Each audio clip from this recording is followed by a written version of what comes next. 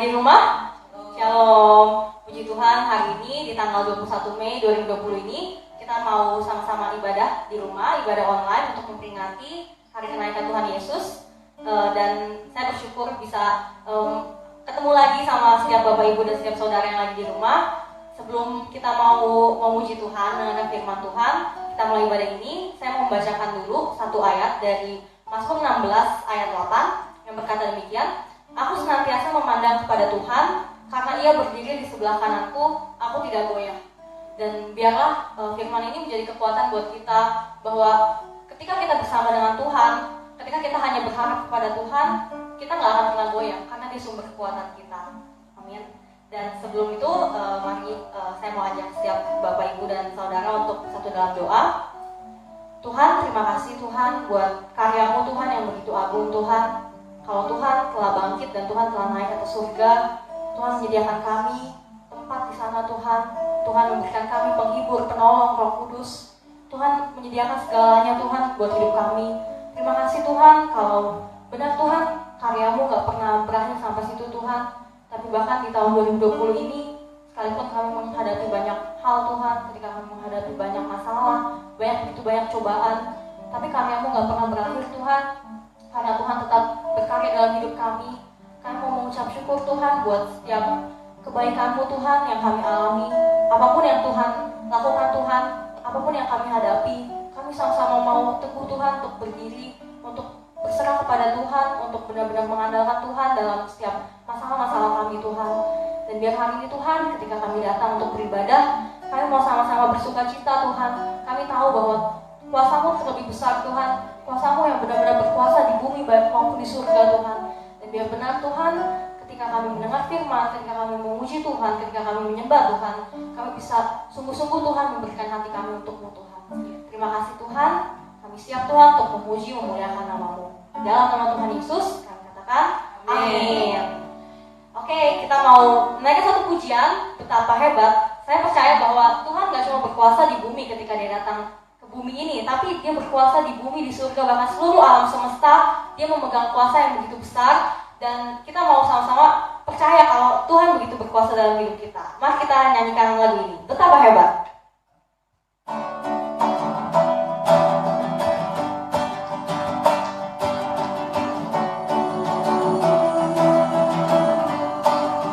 Berkuasa, berkuasa di bumi, di surga, bertata dalam kemuliaan. Dialah Tuhan Allah kita.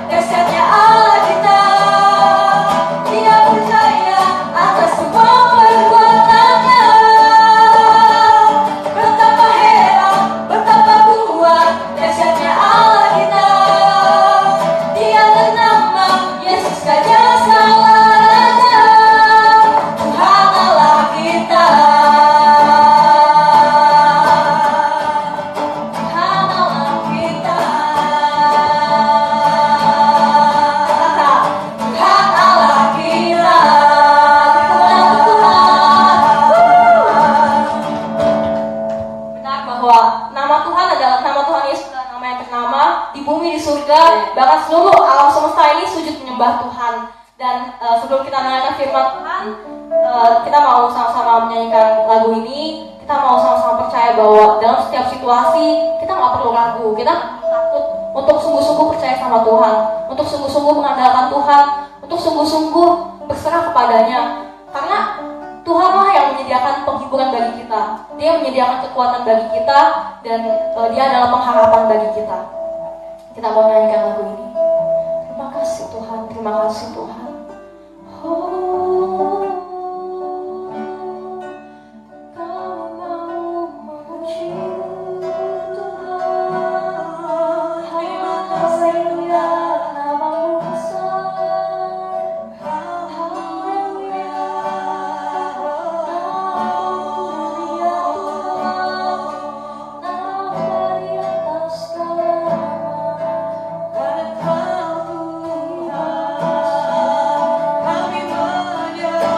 Menyembah Tuhan.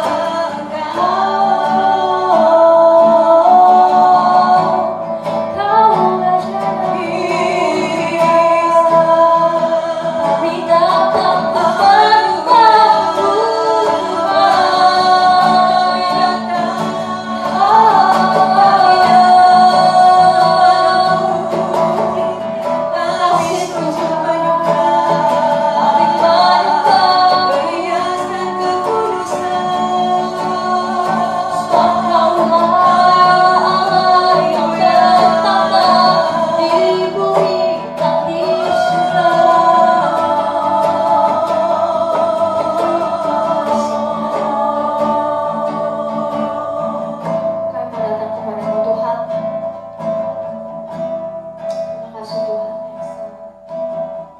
kami datang menyembahmu Tuhan.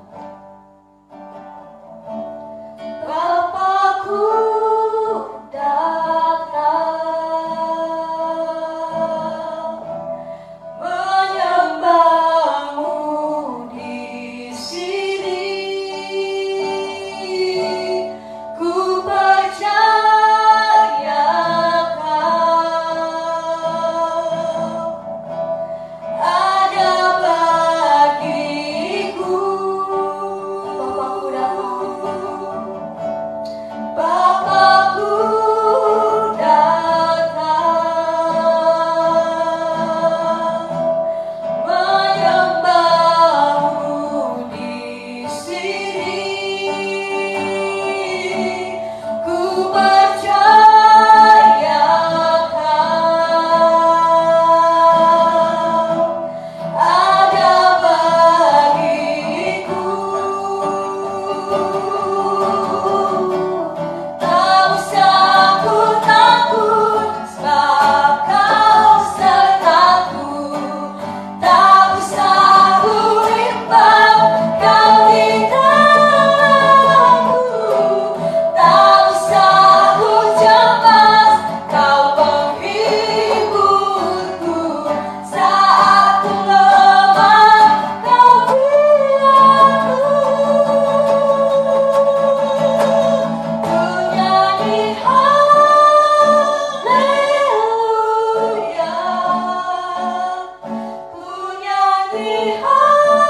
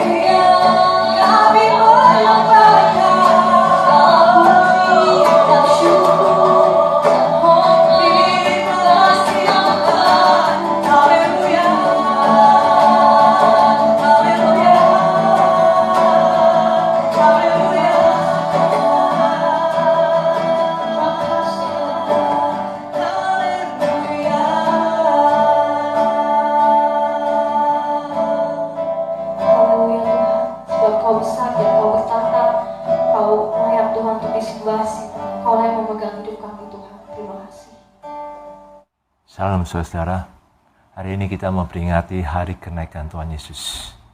Hari di mana dia sudah melewati kematian, penderitaan dan kematian di kayu salib. Dan pada hari ketiga dibangkitkan dari antara orang mati. Dan pada hari yang ke-40 dari kebangkitannya itu dia naik ke surga. Mari kita berdoa terlebih dahulu.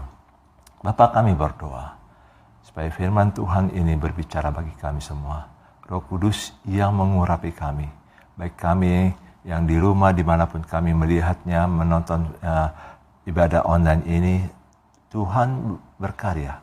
Tuhan sendiri yang berbicara bagi kami semua. Engkau menolong kami Tuhan. Dalam nama Tuhan Yesus kami berdoa. Amin.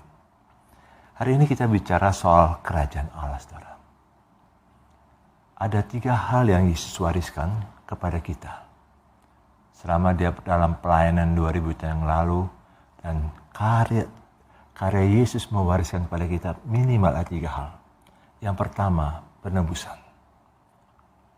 Waktu Yesus mati di kayu salib, dia katakan sudah selesai.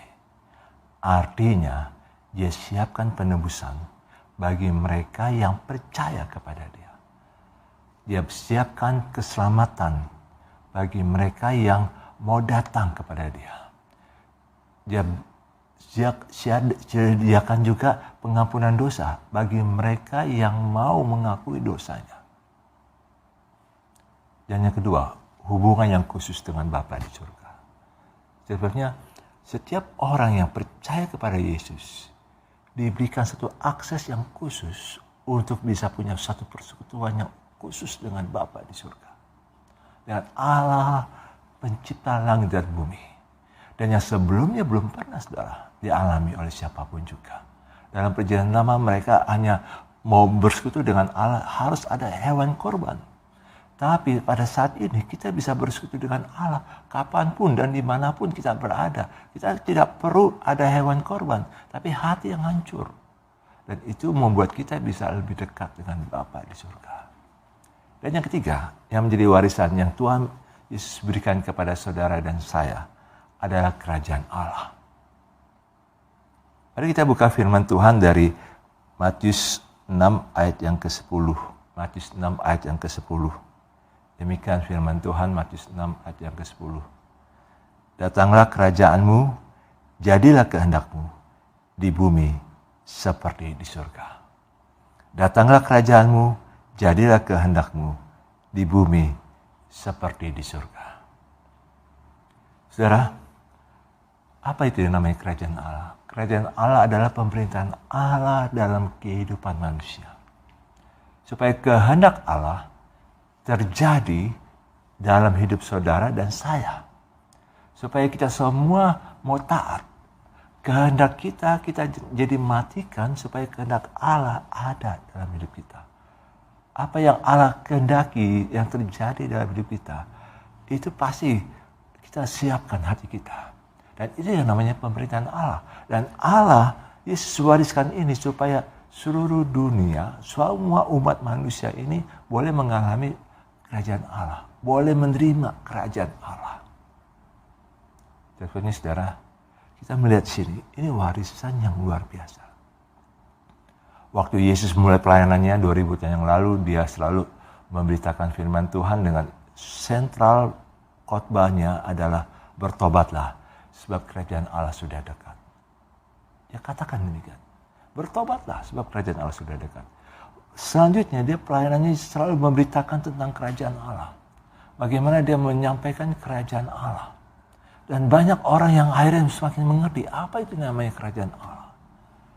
Dan puncaknya pada waktu dia harus mati di kayu salib. Supaya apa? Kerajaan Allah boleh ditegakkan di bumi ini.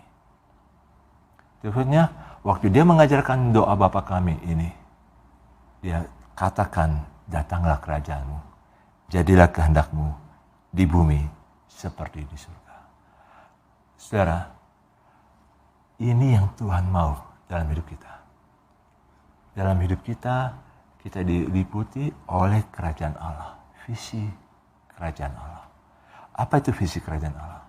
Jadi apapun yang kita lakukan, apapun kita, dimanapun kita berada, visi kerajaan Allah, untuk menghadirkan kerajaan Allah, supaya kehendak Allah terjadi dalam hidup kita, dimanapun kita berada. Dan itu punya berdampak kepada orang-orang yang ada di sekitar kita. Mungkin saudara sebagai pelajar, mungkin saudara sebagai mahasiswa. Bagaimana di sekolah dan di kampus, itu kehendak Allah boleh terjadi. Dan saudara hadir di situ supaya kerajaan Allah itu datang. Dan teman-teman saudara boleh menerima Yesus, boleh menerima kerajaan Allah. Mungkin saudara yang bekerja sebagai profesional, saudara bekerja sebagai karyawan, saudara bekerja, dimanapun saudara bekerja, saudara akan merasakan bagaimana Allah hadir di tempat saudara bekerja. Dan Allah memberkati, karena apa? Ada kerajaan Allah, ada visi kerajaan Allah dalam diri saudara, sehingga saudara bekerja bukan karena untuk cari duit saja, tapi menghadirkan kerajaan Allah dimanapun saudara berada. Mungkin saudara sebagai pengusaha, mungkin saudara sebagai pebisnis, saudara harus berpikir bagaimana supaya kerajaan Allah itu nyata dalam usaha saudara, dalam dunia usaha saudara. Saya percaya kalau kita berpikir seperti ini saudara, Allah memberkati, Allah akan memberikan kita kekuasaan yang sangat besar. Kenapa banyak orang Kristen akhirnya banyak kehilangan kesempatan yang mereka alami? Karena mereka lupa dengan kerajaan Allah. Warisan ini penting saudara, warisan kerajaan Allah. Waktu Yesus naik ke surga, dia katakanlah, jadikanlah segala bangsa muridku, pergilah. Jadikanlah segala bangsa muridku. Yesus tidak katakan, pergilah, beritakan Injil dan jadikanlah segala bangsa. Bukan. Tapi kalau dibilang pergilah, berarti saudara harus berbuah. Bisa saja orang yang terpanggil untuk jadi memberitakan Injil, dia bisa beritakan Injil. Tapi bisa saja dia memuridkan, menjadikan orang-orang yang ada di sekitarnya itu melalui pekerjaan, melalui pendidikan, melalui apapun yang saudara bisa buat. Karena memberitakan kerajaan Allah bukan hanya dalam bentuk mimbar, tapi dimanapun kita berada, kita bisa menghadirkan kerajaan Allah. Dimanapun saudara berada, orang merasa diberkati dan mereka merasakan ada kuasa Tuhan, ada kasih Tuhan dalam hidup saudara. Sebenarnya saudara, waktu Yesus naik ke surga, dia akan datang. Malaikat-malaikat mengatakan, dia akan datang dengan cara yang sama, turun di atas awan-awan.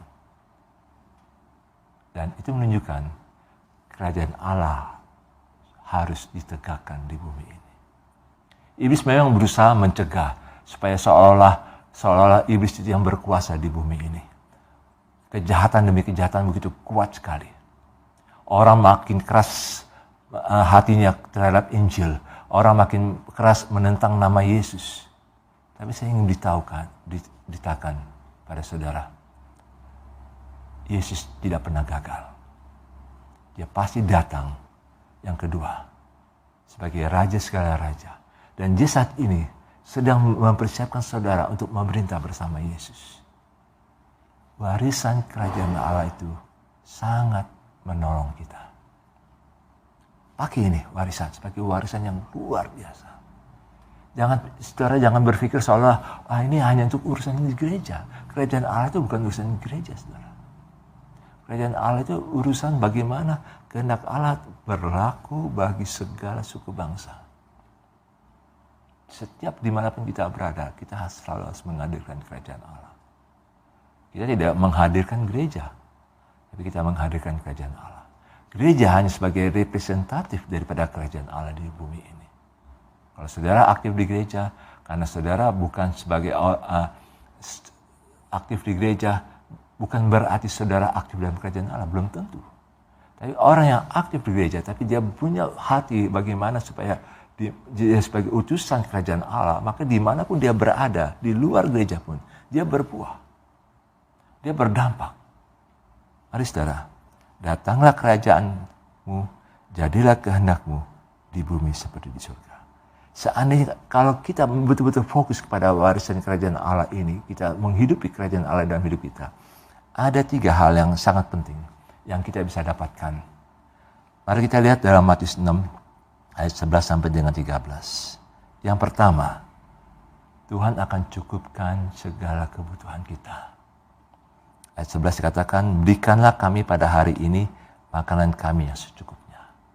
Artinya yang hari ini kita butuhkan Dia cukupkan. Seandainya saudara membutuhkan satu proyek yang lebih besar lagi dengan biaya yang lebih besar lagi, Dia cukupkan. Saudara punya visi untuk bisa pergi ke tempat lain, ke pelosok-pelosok dengan biaya yang tinggi, Dia akan cukupkan. Kalau kita punya visi kerajaan Allah. Yang kedua, memang dalam menjalankan visi kerajaan Allah ini supaya kehendak Allah terjadi dalam hidup kita, memang pasti ada pergesekan satu dan yang lain. Bukan berarti aman-aman aja saudara. Ini yang kita akan alami. Makanya kita harus bisa lepaskan pengampunan untuk orang lain. Kita minta pengampunan dari Tuhan dan kita juga mengampuni orang lain. Dan makanya dalam ayat 12 Tuhan katakan, dan ampunilah kami akan kesalahan kami, seperti kami juga mengampuni orang yang bersalah kepada kami. Jadi harus ada pemurnian demi pemurnian dalam hati kita. Mengampuni dan diampuni. Dan yang ketiga, saudara dan saya, kalau kita hidup dalam kerajaan Allah, Tuhan akan menolong kita menghindari dari masalah-masalah yang sangat berat, yang kita tidak bisa tanggung. Dan dalam ayat 13, dan janganlah membawa kami ke dalam pencobaan, tapi lepaskanlah kami daripada yang jahat. Karena iblis berusaha menghancurkan hidup saudara dan saya. Tapi kalau kita hidup dalam kerajaan Allah, kita menghidupi warisan rohani, perjanjian kerajaan Allah ini, iblis tidak akan bisa menghancurkan hidup saudara dan saya. Iblis tahu kelemahan kita, tapi iblis tidak bisa menghancurkan hidup kita. Kenapa? Karena kita hidup dalam kerajaan Allah.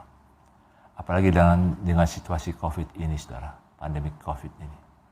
Saya percaya kalau kita hidup dalam kerajaan Allah, kita akan diberikan semacam, ada satu kekuatan, bahkan kita akan dibuat naik oleh Tuhan untuk boleh melihat, mengalami bagaimana cara Tuhan menolong kita. Mari saudara, Yesus naik ke surga, kita dapatkan warisan yang luar biasa, perjanjian yang besar, kerajaan Allah. Hiduplah dalam kerajaan Allah. Bawalah berita Injil kerajaan Allah. Dan pastikan kehendak Allah berlaku atas hidup kita dan orang-orang di sekitar kita. Amin. Mari kita berdoa. Kami berdoa Tuhan supaya Engkau menolong kami untuk kami terus menghidupi kerajaan Allah. Engkau yang sudah memberikan kami kerajaan itu. Dan kami sudah masuk dalam kerajaan itu. Kami sudah memiliki kerajaan itu. Bawa kami semua untuk semakin hidup dalam kerajaan Allah. Kami tahu Tuhan bahwa hidup kami memang hanya sebentar. Enggak selama-lamanya. Tapi kami tahu Tuhan, kalau kami hidup dalam kerajaan Allah, kami sudah punya jaminan hidup yang kekal. Kepastian yang kekal. Dan tolong kami semua Tuhan, hari demi hari kami boleh diperbarui oleh Engkau. Dalam nama Tuhan Yesus, kami berdoa. Amin. Saudara, kita akan mengakhiri ibadah kita dan terimalah berkat Tuhan.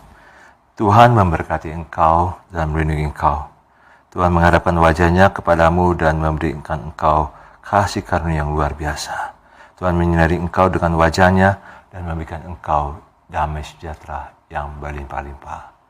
Amin.